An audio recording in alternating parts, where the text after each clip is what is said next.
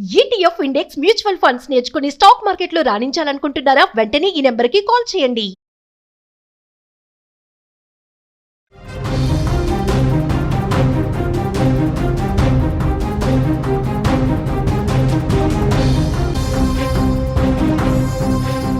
Ahmedabad airport సమీపంలో జరిగిన విమాన ప్రమాదంలో పరిస్థితులు చాలా భీతావహంగా మారిపోయాయి. ఒక్కసారిగా అక్కడ ఉన్న మనుషులంతా, ఒక గంట క్రితం అందరితో ప్రేమతో మాట్లాడుకున్న మనుషులంతా ఊహించని విధంగా శవాలుగా మారిపోయారు. ముఖ్యంగా బీజే మెడికల్ కాలేజ్కి సంబంధించిన హాస్టల్లో ఉన్న ట్రైనీ డాక్టర్లు భోజనం చేస్తున్నారు. భోజనం ప్లేట్లలో పెట్టుకొని తినే సమయంలో విమానం సరిగ్గా 1:38 అహ్మదాబాద్ ఎయిర్పోర్ట్ నుంచి ఎగిరింది.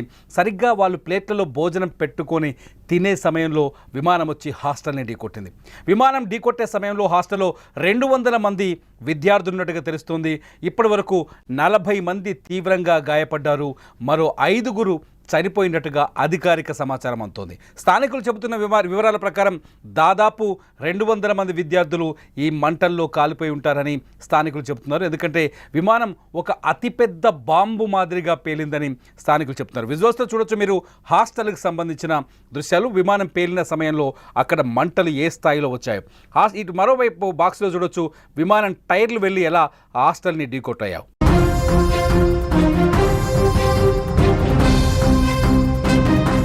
మీరు ఒకసారి చూడొచ్చు హాస్టల్లో లంచ్ చేస్తున్న సిచ్యువేషన్. కొన్ని ఫోటోలు మనకు స్పష్టంగా కనిపిస్తోంది, మన వీడియోలో చూస్తున్నాం. హాస్టల్లో విద్యార్థులంతా ఇక్కడ డైనింగ్ హాల్లో లంచ్ చేస్తున్నారు. లంచ్ చేస్తున్న సమయంలో అక్కడ వచ్చి విమానం ఢీకొట్టింది. మీకు ఒక వీడియో మా ఆన్లైన్ ఎడిటర్ చూపిస్తాడు. ఒక వీడియో చూడండి. వీడియోలో విమానం ఎయిర్పోర్ట్ నుంచి ఎగిరిన తర్వాత A171 ఎయిర్పోర్ట్ నుంచి ఈ విమానమే ఇప్పుడు మీరు శాటిలైట్ దృశ్యాల ద్వారా ఈ వీడియోను చూస్తున్నారు. ఇది ఎయిర్పోర్ట్ అథారిటీ వాళ్ళు విడుదల చేసిన వీడియో. ఈ వీడియో చూస్తే మీకు స్పష్టంగా అర్థమవుతుంది. విమానం టేకాఫ్ అయిన తర్వాత దాదాపు 625 మీటర్ల ఎత్తుకు ఎగిరింది. ఎగిరిన సరిగ్గా 2 నిమిషాల్లోనే మేడే అనే voice pilot Sumit Sabharwal Sumit Sabharwal voice ఏటీసీకి వచ్చింది. ఏటీసీ అలర్ట్ అయ్యే లోపే విమానం చూస్తుండగానే 475 మీటర్లకు కిందికి పడిపోయింది. పక్కనే ఉన్న బీజే మెడికల్ కాలేజ్ హాస్టల్ని ఢీకొట్టింది. అసలు ఈ ప్రమాదానికి కారణాలు ఏంటి అని ఒకసారి అంచనా వేస్తే ఒపీనియన్స్ రకరకాలుగా వస్తున్నాయి. మొట్టమొదటి ఒపీనియన్, దీని వెనకాల ఉగ్ర కుట్ర ఉండొచ్చు అనే ఒక ఒపీనియన్ వస్తుంది. దీనిపైన ఇంకా అధికారికంగా ఎటువంటి ప్రకటన రాలేదు. ఈ ప్రకటన ఇంకా రావాల్సి ఉంది. రెండోది వచ్చేసి గతంలో అనుభవం ఉన్న పైలట్స్ చెప్తున్న వాళ్ళ మాటలు బట్టి చూస్తే పక్షులు ఢీకొట్టే అవకాశం కూడా ఎక్కువగా ఉంది అని చెప్తున్నారు. అతిపెద్ద విమానం కావచ్చు కాబట్టి దీనికి 2 ఇంజన్లు ఉంటాయి. ఈ 2 ఇంజన్లని పక్షులు ఢీకొట్టడం వల్ల ఈ ప్రమాదం జరిగి ఉండొచ్చు అని చెప్పేసి కొందరు ఎక్స్పర్ట్స్ చెప్తున్నారు. ఎందుకంటే అహ్మదాబాద్ ఎయిర్పోర్ట్కి పక్కనే ఒక నివాసిత ప్రాంతం ఉంది. ఇప్పుడు మనం చూస్తున్నట్టుగానే ఇది నివాసిత ప్రాంతం. ఈ నివాసిత ప్రాంతాల్లో ఇండ్లు ఉన్నాయి, హాస్టల్స్ ఉన్నాయి. ఈ ఏరియాలో పక్షులు అధికంగా ఉండే అవకాశం కూడా ఉంటుంది. విమానం గాల్లోకి ఎగరగానే పక్షి ఒకవేళ ఇంజన్లోకి వెళ్ళిపోతే, ఏదైనా పక్షి ఇంజన్ లోపలికి వెళితే ఇంజన్ తన శక్తిని కోల్పోతుందని ఎక్స్పర్ట్ చెప్తున్నారు. ఇంజన్ శక్తిని కోల్పోయిన వెంటనే విమానం పైకి ఎగరలేక నేలకూలే అవకాశం ఉందని చెప్తున్నారు. పొద్దునుంచి విడుదలైన వీడియోస్ ఒకసారి ఎయిర్పోర్ట్లో విమానం, ఒకసారి మా ఆన్లైన్ ఎడిటర్ చెప్తున్నారు, ఒకసారి శాటిలైట్ ఇమేజ్తో పాటు విమానం కూలుతున్న వీడియో ఒకసారి చూడండి. వాటిన్నింటినీ ఒక్కసారి పోల్చి చూస్తే శాటిలైట్లో ఇమేజ్లో చాలా స్పష్టంగా కనిపిస్తుంది విమానం ఎగిరిన తర్వాత ఎలా కిందకి వెళ్తుంది అని చెప్పేసి. మనం విజువల్లో చూడవచ్చు. కొందరు వ్యక్తులు విమానం కింద నేల కొలుతున్న వీడియోని కొందరిని విడుదల చేస్తారు. ఒకసారి ఈ 2 బాక్స్ని మీరు ఈ 2 బాక్సుల్లో వీడియోని కంపేర్ చేసి చూస్తే ఒకవైపు విమానం పైకి ఎగిరిన తర్వాత నేరుగా కిందికి దిగిపోయి నేలను ఢీకొట్టింది. సేమ్ సీన్ మీరు శాటిలైట్ ఇమేజ్లో చూడొచ్చు. A171 ఇది 787 బోయింగ్ విమానం. ఇది భారతదేశంలోనే అతిపెద్ద విమానం. అది నేలని తాకుతున్న సీన్ మీరు స్పష్టంగా చూడొచ్చు.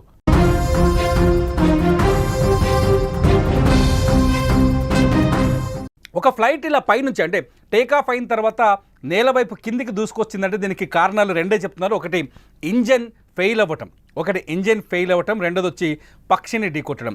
అంతర్జాతీయ పౌర విమానయాన సంస్థలు చెప్తున్న రిపోర్టు ప్రకారం ఇప్పటివరకు పక్షులు ఢీకొట్టిన విమానాలు దాదాపు 90% విమానాలు నేల కూలలేదు, కాకపోతే కొంత డ్యామేజ్కి గురయ్యాయని చెప్తున్నారు.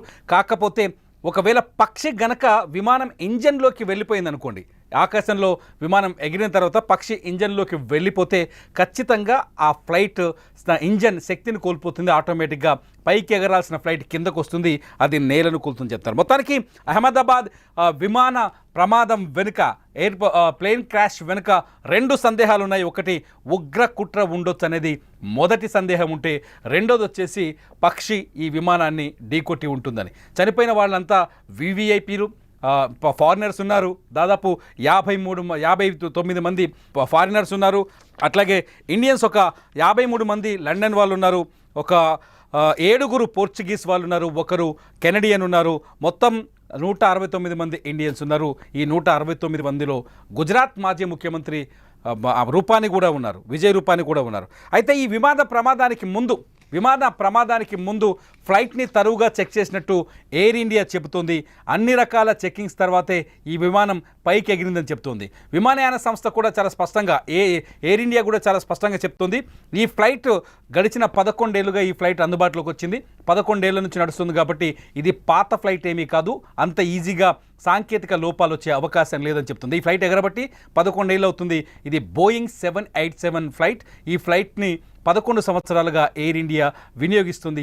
ఈ ఫ్లైట్ ఎటువంటి సాంకేతిక లోపాలు ఉండే అవకాశం లేదని చెప్తుంది. 11 ఏళ్ల ఫ్లైట్ అంటే కొత్త ఫ్లైట్ అని చెప్తున్నారు వైమానిక నిపుణులు. రెండోది వచ్చేసి ఈ ఫ్లైట్ని రన్ చేస్తున్న 2 కెప్టెన్లు, అంటే పైలట్లు చాలా అనుభవం కలిగిన వ్యక్తులు. కెప్టెన్ సుమిత్ సబర్వాల్ కూడా ఈ ప్రమాదంలో కన్ను మూసినట్టుగా తెలుస్తోంది. సుమిత్ సబర్వాల్ మృతదేహాన్ని గుర్తించాల్సి ఉంటుంది. సుమిత్ సబర్వాల్కి 8700 గంటల ఎయిర్ టైం ఉంది. ఆయన మొత్తం హిస్టరీలో 8700 ఎయిర్ టైం ఉంది. ఆయన అంటే చాలా సీనియర్ పైలట్. అట్లాగే ఇంకొక వ్యక్తి క్లీవ్స్ కుందన్. ఈ క్లీవ్ కుందన్ కూడా మన ఇండియనే. క్లీవ్ కుందన్కి 1100 గంటల ఎయిర్ ఎక్స్పీరియన్స్ ఉంది. ఇతను జూనియర్. వీరిద్దరు కలిసి ఈ ఫ్లైట్ని రన్ చేసే ప్రయత్నం చేశారు. ఒకసారి హాస్టల్లో సీన్ చూడొచ్చు. బయట నుంచి విమానం హాస్టల్ గోడని ఢీకొట్టిన సీన్ ఒకవైపు వస్తే, హాస్టల్ లోపల దృశ్యాల్ని ఒకవైపు చూడొచ్చు. అత్యంత ప్రమాదకరమైన సిచ్యువేషన్ ఏంటంటే, ఫ్లైట్లో ఉన్న వాళ్ళంతా ఆల్మోస్ట్ ఆల్ క్రాష్ అయి ఉంటారని గుజరాత్ పోలీసులు అనధికారికంగా చెప్తున్నారు. ఫ్లైట్లో మొత్తం 244 మంది ఉన్నారు. ఈ 244 మంది ప్రాణాలు కోల్పోయి ఉంటారని చెప్తున్నారు. అయితే ఇక్కడ డాక్టర్లు కూడా, జూనియర్ డాక్టర్లు ఏదైతే హాస్టల్లో ఉన్నారో వాళ్ళు ప్లేట్లలో భోజనం పెట్టుకొని తింటున్న సమయంలో ఈ ప్రమాదం జరిగింది. చూడండి, మీకు ఆహార పదార్థాలు స్పష్టంగా కనిపిస్తాయి. ప్లేట్లలో అన్నం అలాగే ఉంది. ఫ్లైట్ ఢీకొట్టిన సమయంలో వీళ్ళలో 40 మంది డాక్టర్లు అతి తీవ్రంగా గాయపడ్డారు. ఎంతమంది బతుకుతారు, ఎంతమంది బతకరు అనే విషయాన్ని చెప్పలేని పరిస్థితి. 5 మరణించినట్టుగా ఇప్పటికైతే అధికారికంగా తెలుస్తుంది. ఇక్కడ గాయపడ్డ వారిని పక్కనే మెడికల్ కాలేజ్ ఉండడంతో అక్కడికి వెంటనే తరలిస్తున్నారు. బీజేఐ మెడికల్ కాలేజ్, ఇది గవర్నమెంట్ నడిపిస్తుంది. ఈ మెడికల్ కాలేజ్లోకి పంపిస్తున్నారు. సిచ్యువేషన్ మాత్రం చాలా భీతావాహంగా ఉంది.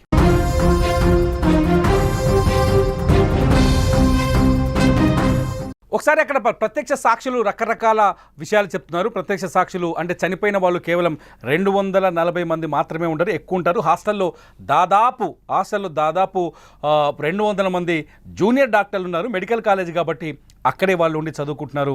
హాస్టల్లో ఉన్న వాళ్ళ ఆ పరిస్థితులు ఇంతవరకు స్పష్టత రాలేదు. చీకటి పడుతోంది.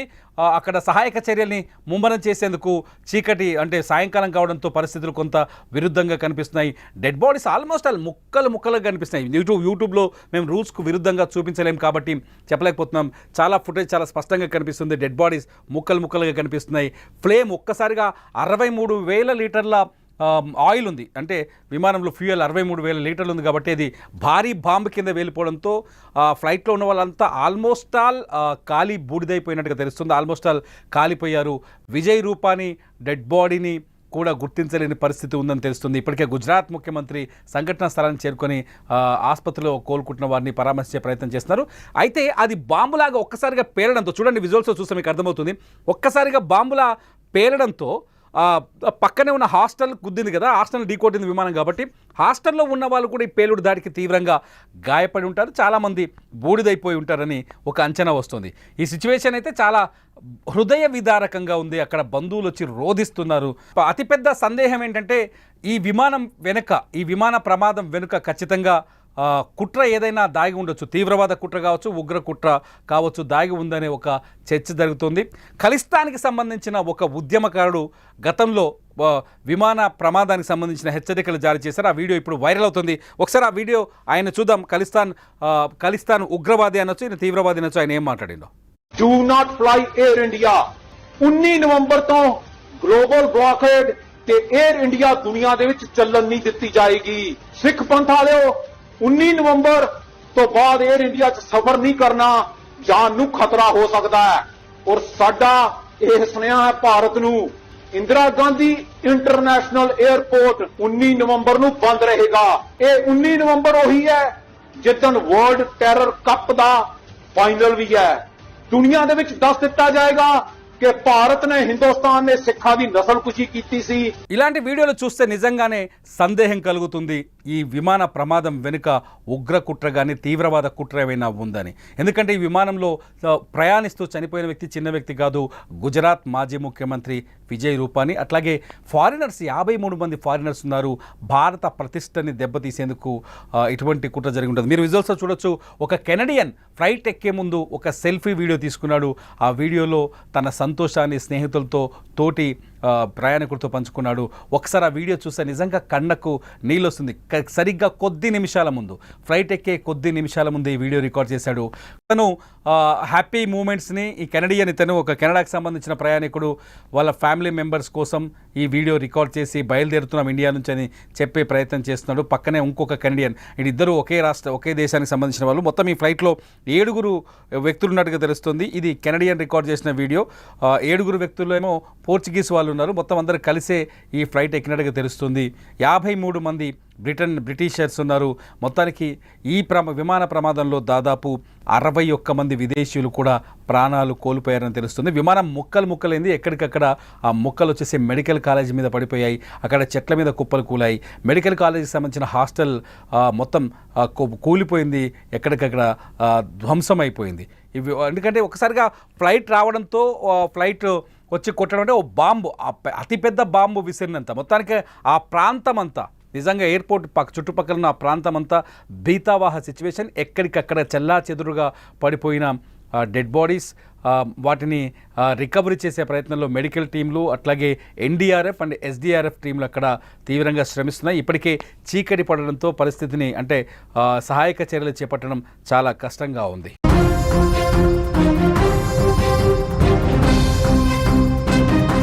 ఒకసారిగా హాస్టల్లో ఎవరైతే పిల్లలు డాక్టర్ చాలా కష్టపడి ఎంబీబీఎస్ పాస్ అయ్యి నీట్ ఎగ్జామ్ రాసి హాస్టల్కి వచ్చారు, అక్కడే ఉండి చదువుకుంటున్నారు. బీజే కాలేజీలో వీళ్ళు ఎంబీబీఎస్ చదువుతున్నారు. ఆ విద్యార్థులంతా ఊహించని విధంగా ఈ ప్రమాదానికి గురయ్యారు. విమానం రూపంలో మృత్యువు దూసుకొస్తుందని వాళ్ళు అంచనా వేయలేకపోయారు. అక్కడ సంబంధించి గుజరాత్ నుంచి సుమన్ టీవీకి నేరుగా ప్రత్యక్ష సమాచారం అందుతోంది. మా ప్రతినిధి హర్షిని మరి కాసేపట్లో ఈ స్పాట్కు చేరుకునే అవకాశం ఉంది. హర్షిని బయలుదేరింది. ఒక 30-40 నిమిషాల్లో హర్షిని అహ్మదాబాద్లో ప్రమాదం జరిగిన ప్రాంతానికి వెళ్ళే అవకాశం ఉంది. అక్కడ పరిస్థితిపై మీరు ప్రత్యక్ష వీడియోలు, ప్రత్యక్ష ప్రసారాల్ని సుమన్ టీవీలో చూడొచ్చు. Suman TV live and Suman TV digital లైవ్లో చూస్తూనే ఉండండి విమాన ప్రమాదానికి సంబంధించిన అప్డేట్ సమాచారాన్ని.